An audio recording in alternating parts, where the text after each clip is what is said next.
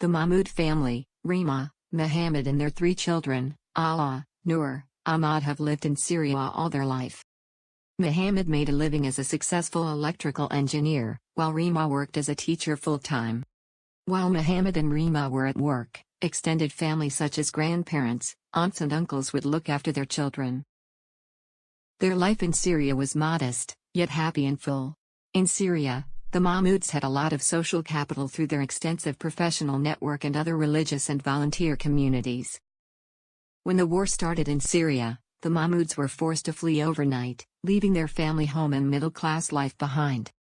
After living in Turkey for a year, they were granted refugee status in Canada.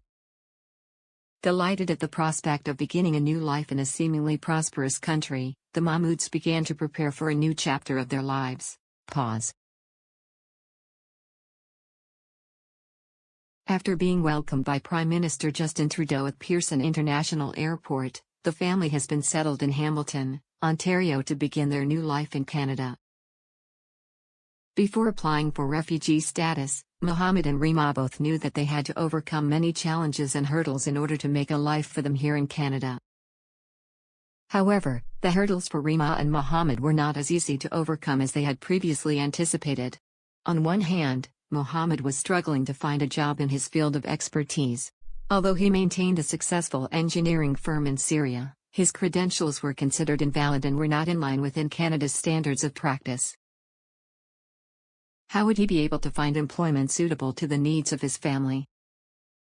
In order to work in his field, Muhammad was informed that he must redo some of his education and must obtain an equivalency certificate, a cost that he cannot afford due to limited finances and having to devote more time being with his family. Despite this major setback, Muhammad has found work as a security guard at the local mall.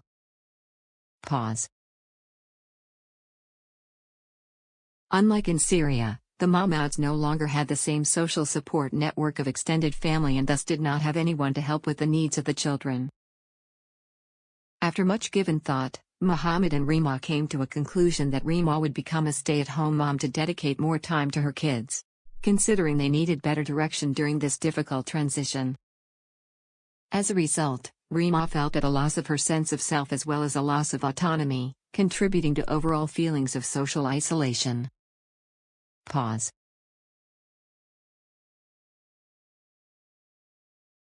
Rima has recently been feeling under the weather, so Muhammad books her in to see a local doctor at the walk-in clinic by their house.